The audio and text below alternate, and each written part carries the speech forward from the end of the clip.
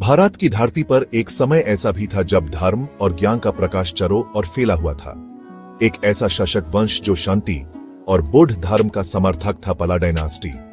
यह भारत का पहला और सबसे बड़ा बुद्धिस्ट एम्पायर था जो 400 साल तक शासन करता रहा।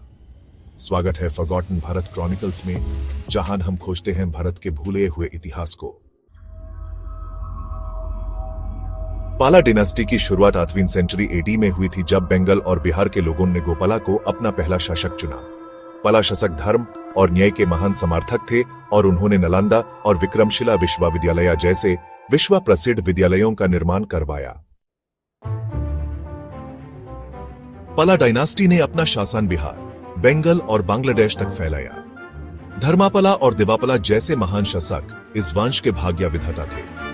ये वंश सिर्फ शक्ति ही नहीं, बल्कि बुद्ध धर्म के विकास और संरक्षण में भी महत्वपूर्ण योगदान देता था।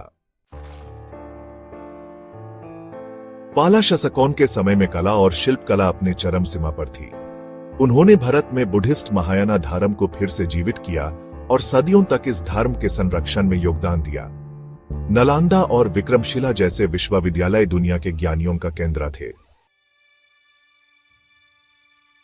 पाला डायनेस्टी का पतन 12वीं सदी में शुरू हुआ और धीरे धीरे इस वंश का इतिहास धुंधला पड़ गया। आज उनकी विरासत सिर्फ कुछ ही खंडहर और मुद्राओं में सीमित कर रह गई है। यह वंश भारत के इतिहास में एक शांति और ज्ञान के युग का प्रतीक है।